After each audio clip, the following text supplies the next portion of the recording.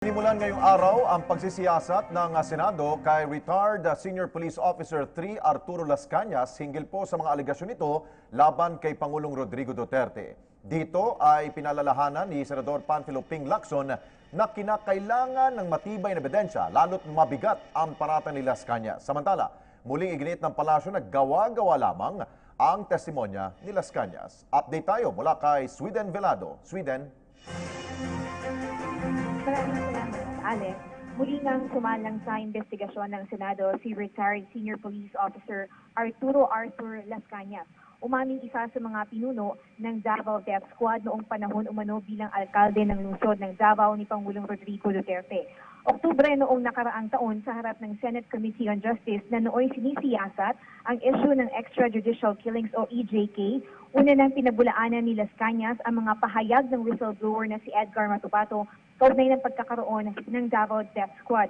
Ngunit makalipas lamang ang 4 na buwan, nagbago ang tono ni Las Cañas at sinabing si Pangulong Duterte raw ang utak sa likod ng Davao Death Squad.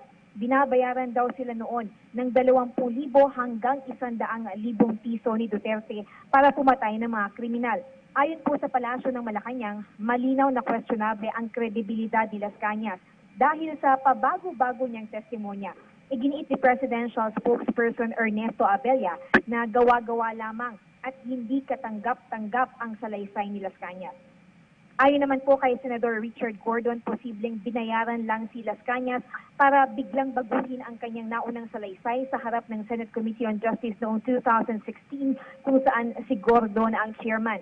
Samantala, inamin ni Las Cañas na nasa 200 katao na ang kanyang napatay bilang miyembro ng Davao Death Squad. Subalit kapansin-pansin, hindi niya diretsong masagot ang katanungan kung kailan at saan siya personal na inutusang pumatay ni nooy Davao City Mayor Duterte.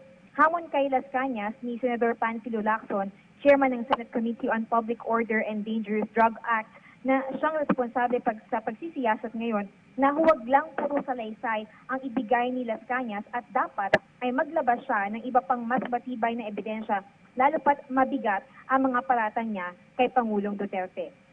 Sa ngayon, Alex, nagpapatuloy pa rin ang pagsisiyasat sa loob ng session hall ng Senado at ang kasalukuyang nagtatanong ngayon kay Las Cañas ay si Senator Alan Peter Cayetano.